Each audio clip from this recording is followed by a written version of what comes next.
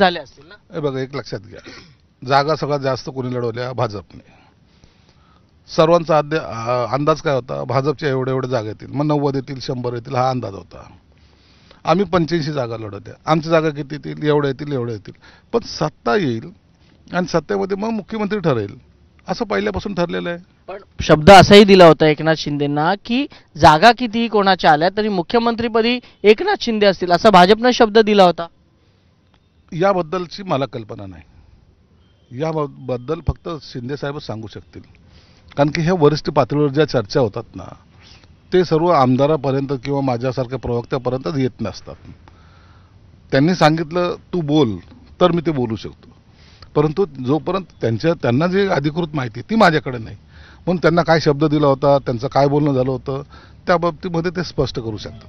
म्हणून थोडंसं weight and वॉचच्या भूमिकेत आपण राहू.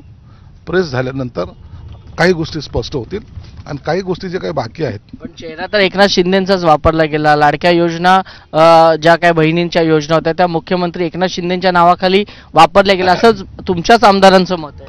नाही, हे कोण नाकारतं? महाराष्ट्रातला कोणी नाकारू शकतो? तुम्ही पाहिलं तर पहिल्यांदा ते जेव्हा मुख्यमंत्री झाले त्या दिवसापासून एक जातीचं समीकरण वेगळं झालं, आंदोलन झाले, ओबीसीचं आंदोलन झालं, मराठा समाजाचं आंदोलन झालं, इतर लोकांचं आंदोलन झालं. या आंदोलनाला समोर जाणं, सरकार चालवणं, त्याच्यामध्ये काही योजना सरकारच्या ज्या होत्या शेतकऱ्याच्या हिताच्या असतील, महिलांच्या हिताच्या असतील, विद्यार्थ्यांच्या हिताच्या असतील आणि लाडकी बहीण योजना, ह्या सगळ्या योजना कार्यान्वित करणे, त्याला फंडिंग करणे, ज्या असलेल्या जे काही स्पीड ब्रेकर होते ते काढणे, एवढं जे ताकदीचं काम आहे ना. शिरसाट साहेब, प्रश्न हाच आहे ना की एवढं ताकदीचं काम केलं तरी एकनाथ शिंदेंचं नाव रेसमधून बाहेर कसं काय फेकलं गेलं? कोण म्हणलं बाहेर फेकलं गेलं? तुमचा गैरसमज आहे. एकनाथ शिंदे साहेबांचा रेसमधून बाहेर फेकण्याचा प्रश्नच येत नाहीये.